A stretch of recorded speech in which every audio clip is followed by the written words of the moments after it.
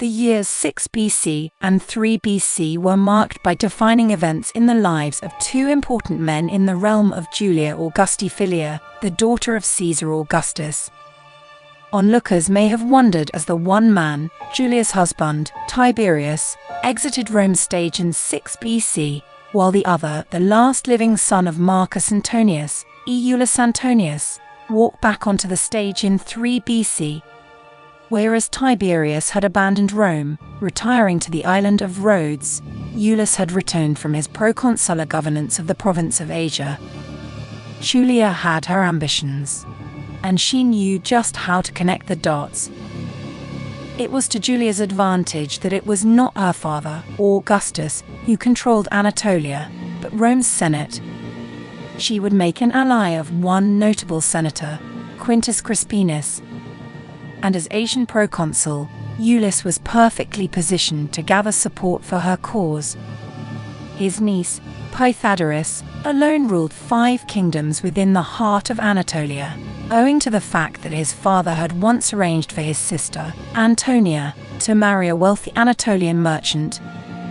Pythagoras eventually married the king of Pontus, and became Queen Pythagoras Philometa, and later married King Archelaus of Cappadocia.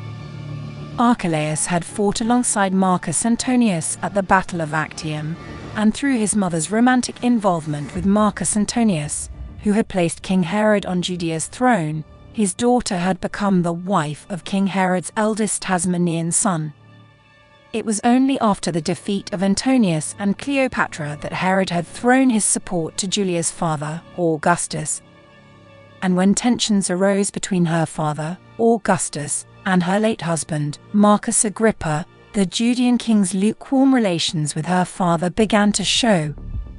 It was solely with the help of Agrippa that the king constructed a new cosmopolitan city and major naval port. The East was clearly not the domain of her father, Augustus, but of the Antonian relatives of Iulus. Iulus had returned to Rome, confident of some support from his Eastern relatives.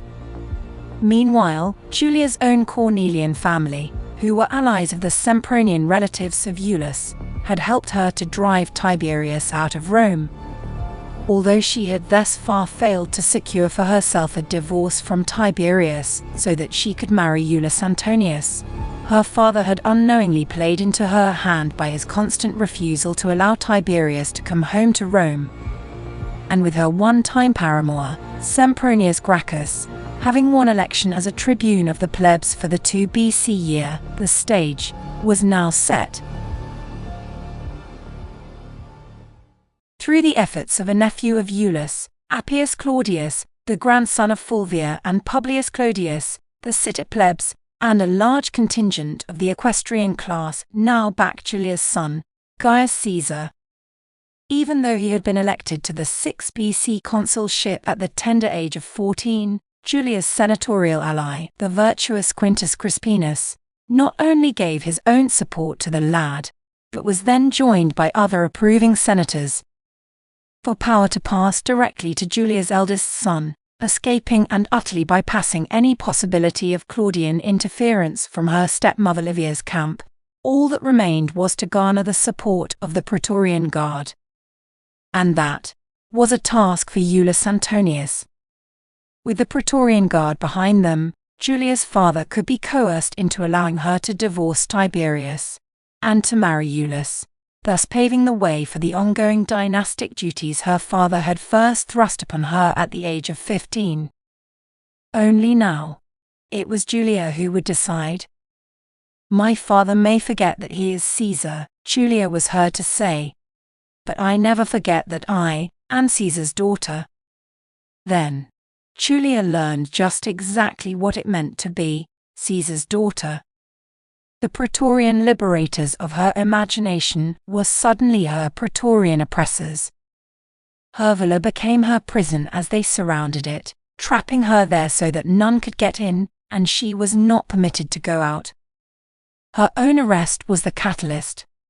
Other arrests took place all over the city, as her father consulted with the Senate, opening investigations into her conduct. Julia was now forced to wait, alone and anxious, as word of proceedings trickled into her gulag. Where was Iulus? Where were her sons?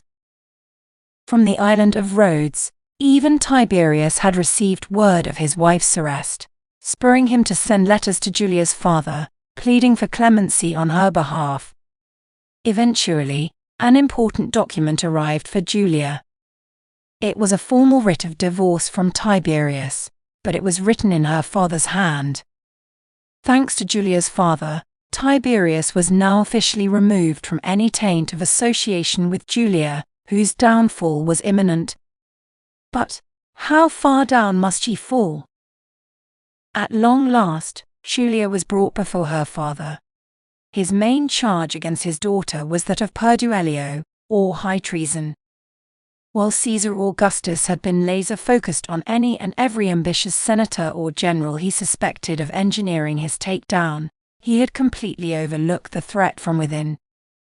It was Caesar's daughter who had connived to suborn the legions, as well as the Praetorian Guard, and it was Caesar's daughter who had been behind the political coup that masterminded her son's election to the consulship.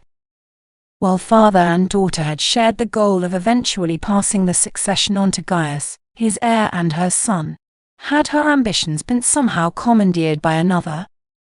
Beyond deducing that to divorce Tiberius meant disabling the tribunician powers he might employ to alter the succession, was Julia too naive to realize that Iulus Antonius had designs all his own?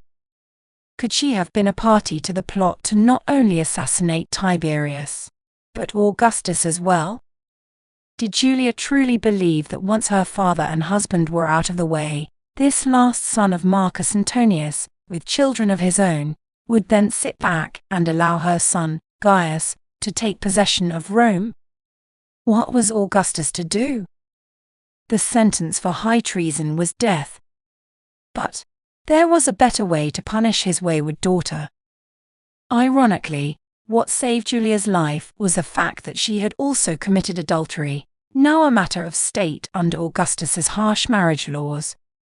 And so, a righteous Caesar Augustus stood before the Senate, angrily demanding that his daughter be charged under the same lex Julia adulterius coascendis by which every other Roman woman was legally bound.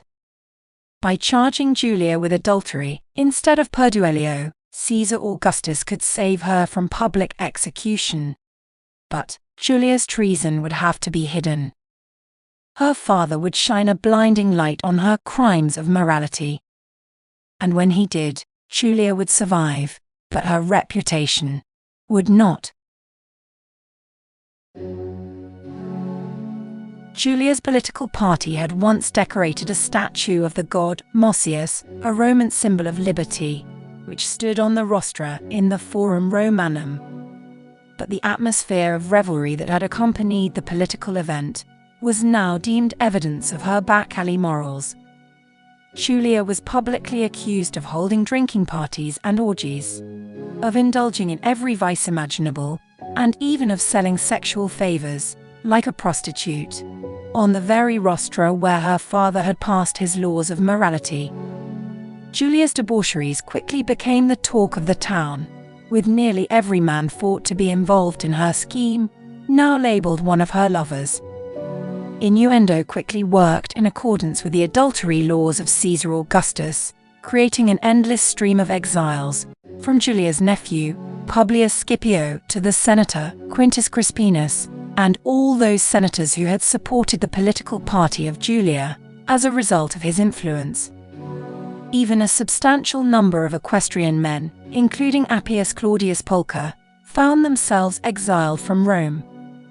However, by the time the scandal broke in 2 BC, Sempronius Gracchus, the one man who had been confirmed as Julia's lover, had already taken office as tribune of the plebs, and could not be prosecuted until after his term had ended. But when it ended in 1 BC, Gracchus also was exiled. Julia's father had been forced to clean house.